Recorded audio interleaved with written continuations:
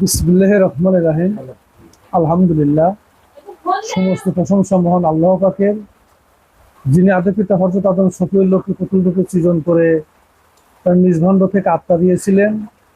আদি পিতা সে আত্মা পেয়ে জীবিত হয়ে প্রশংসা স্বরূপ উঠে পড়েছিলেন। আলহামদুলিল্লাহ, আজ আমরা অনাদিকাল পর সে পিতার আকৃতি সুরত পেয়েছি।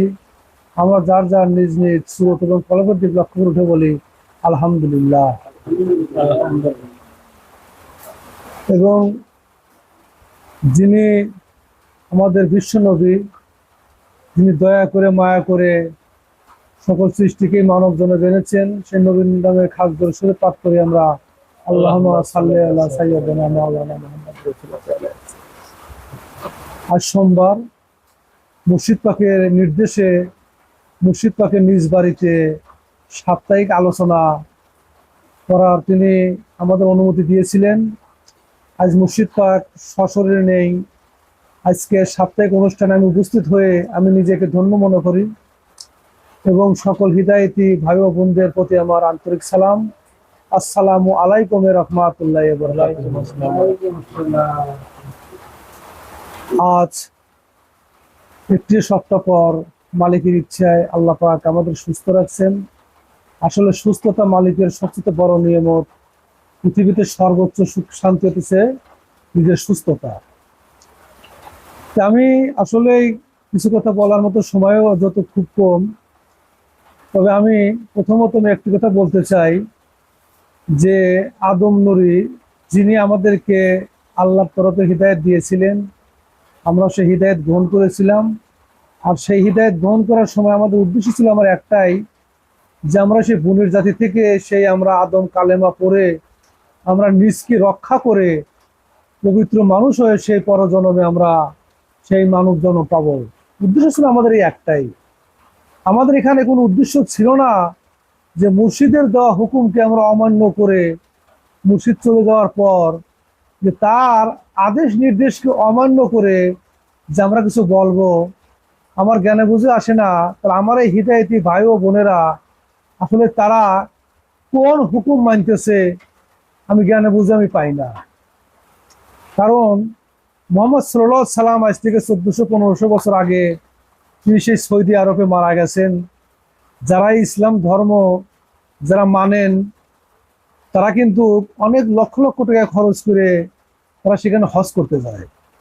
আর যিনি আদম নূরি, যিনি মানব জনমকে তৈরি করে রাস্তা করে সেই আল্লাহর তরফ হিদায়াত দান করে গেল, তেনা বাংলাদেশের সিরাজগঞ্জ জেলা সাজাদপুর থানা পোতাজিয়া গ্রাম চক্রবর্তী পাড়া, যিনি তিনি যেখানে মানে স্থান করলেন আর সেইখানে আসবো না। তারা বলে যে মুর্শিদ আমাদের যে ধর্ম দিছে আমরা যে যেখান থেকে পারে আমরা সেই ধর্ম মানলে পারি চলবে।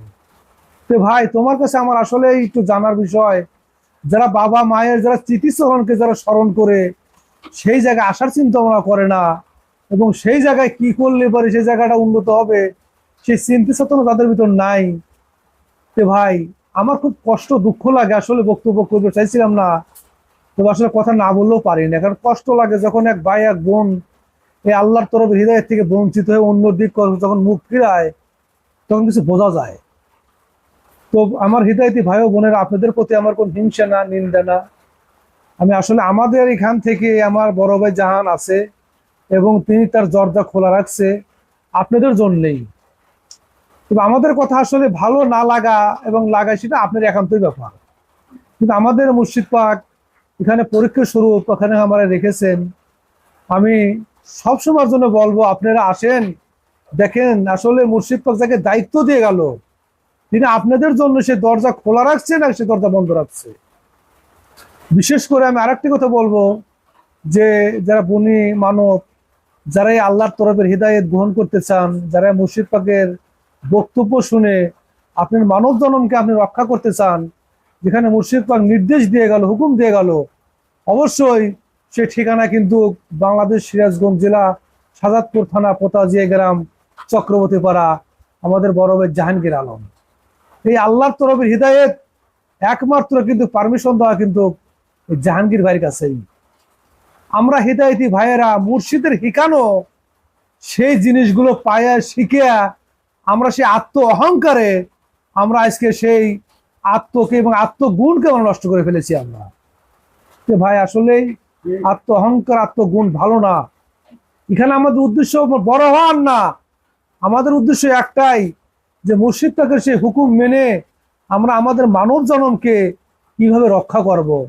অনেক হেদায়েতি ভাই ভাই ভাই ও বোনরা বলে যে ওখানে জায়ালিয়া জাহানের দালালি করে কথাবার্তা গুলো বলে না ভাই, এখানে জাহানের কোনো দালালি করে কোনো কথা বলা না।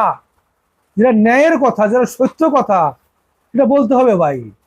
হয়তো আপনি আপনার সেই আত্ম অহংকারে আপনি সেটাকে হয়তো মনে করতেছেন আমি কেন জাহানের কথা শুনবো। আসলে ভাই কি বোন, এটা আপনাদেরকে আমি আবারও অনুরোধ করে বলবো যে আপনারা সেই বাবার যে রওজা, মায়ের যে রওজা, সেখানে যদি কেউ যদি ফরিয়াদ জানায়, অবশ্যই সে মালিকের ইচ্ছে তার চাওয়া পাওয়া, তার সে বন্দিগুলো অবশ্যই পূরণ হবে।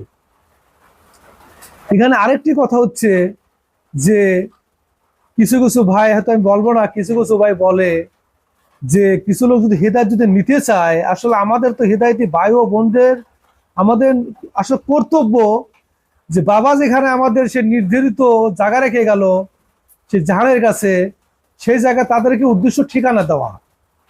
কারণ মানুষের জীবনের কোনো গ্যারান্টি নাই। আমাদের যে মানব জন্ম, আমরা কি বলতে পারবো যে আমি কালকে বাঁচবো কি 2 বছর বাঁচবো কি 5 বছর বাঁচবো? যদি কোনো বনু মানবের যদি হৃদায়ত নেওয়ার যদি ইচ্ছে হয়, অবশ্যই আমাদের সেই দায়িত্বের মধ্যে পড়ে যে ভাই তুমি অমুক যাও, তুমি চলে যাও, ঠিক আছে, সেই হৃদায়ত আমাদের প্রাণপ্রিয় মুর্শিদ পাক সেখানে হৃদায়ত রেখে গেছে। শুধু সেই তার বড় ছেলের দায়িত্ব এটা, কিন্তু মূল কাজ সে মুর্শিদ পাকের কাছ থেকে সেগুলো আসতেছে। তাহলে এই যে আমরা হিংসে নিন্দের মধ্যে পড়িয়া আমরা নিজের ইমান হারা হইতেছি, এই কথাগুলো বলতে গেলেও অনেক হৃদায়তি ভাই বোনরা বলে ওঠে যে ওখানে যাইলে সে জাহানের দালালি করতেছে না ভাই। আমি সেই মুর্শিদ পাকের হুকুম আমি পালন করার চেষ্টা করি। আমি একজন কর্মজীবী মানুষ, তার উপরে চেষ্টা করি না সাপ্তাহিক একটা অনুষ্ঠান হয়তো যদি দুটো কথা বলতে পারি, দুটো কথা শুনতে পারি মুর্শিদের নিজ বাড়িতে, আমি তাও আমার জীবনকে সার্থকতা মনে করি। আমি কি ভাই আপনাদের মনে কোন সেই হিংসা, কোন সেই মুর্শিদের দেওয়া হুকুমগুলো ভুলে গিয়ে আপনারা সেই অন্য দৃষ্টিতে সে দৃষ্টিমান হয়ে গেলেন কেন ভাই? কারণ মুর্শিদের প্রত্যেকটা কথা মানা আমাদের জন্য ফরজ।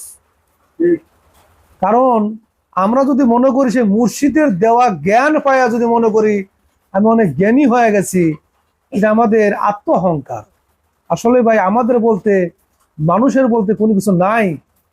যে আমাদের হৃদায়তের সময় যে 4টে ফরজ গুণ দেওয়া হয়, সেই 4টে ফরজ গুণও কিন্তু সেই আদম শফিউল্লাহ থেকে আমরা পেয়েছি মানব জন্ম। তাই আমরা আল্লাহ পাক যখন মানে সৃজন সত্তা এবং সৃষ্টি সত্তা সম্পর্কে দুটো কথা বলবো আমি। আমার বড় আপা এই বিষয়ে কিছু কথা বলে গেছে। আসলে যারা সৃজন সত্তা তাদের কোনো লয় নাই, ক্ষয় নাই। আর যারা সৃষ্টি, যারা তাদের জন্ম হবে, তাদের মৃত্যু হবে। কারণ যেমন আগুন, পানি, মাটি, বাতাস এবং এই 4টে শর্ত এবং আরো অনেক শর্ত আছে। তার ভিতর যখন আল্লাহ এই সৃজন শর্ত হিসেবে আদম শফিউল্লাহকে সৃজন করে, সেই আদম শফিউল্লাহ থেকে যে আমরা যে মানব জন্মে আমরা আজ পর্যন্ত আমরা যারা আইছি এবং আসতেছে যাইতেছে, যারা এই সত্যর সন্ধান যারা পাইছে, তারা যারা পাওয়ার পর যারা সেই ওই সময়ের জন্য যারা হিদায়াত গ্রহণ করলো, আর যখনই মুর্শিদ পাক দুনিয়া থেকে সশরীরে না থাকা অবস্থাতেই আপনাদের কোনই মানে আপনারা মজবুত আছেন যে আপনারা বলেন যে আমাদের ওখানে না গেলেও চলবে, আমার এখান থেকে এসে তার হুকুমগুলো আমরা মানলে পারি চলবে। এটা ভুল ভাই। তাই আমি বেশি কথা বাড়াবো না, যত বৃষ্টির রাত অনেক হয়ে গেছে। তাই আমি সকল হিদায়তি ভাই ও বোনদের প্রতি আমি দৃষ্টি আকর্ষণ করছি যে আমরা যেন সেই ইমান শূন্য না হই, আমরা যেন সেই মসজিদের দেখানো সেই নির্দেশ হুকুম মেনে আমরা যেন এই জীবনটা যেন মরণে জেনে যেতে পারি আমরা। তো সবাই ভালো থাকবেন, সুস্থ থাকবেন। সবার প্রতি আমার আন্তরিক সালাম।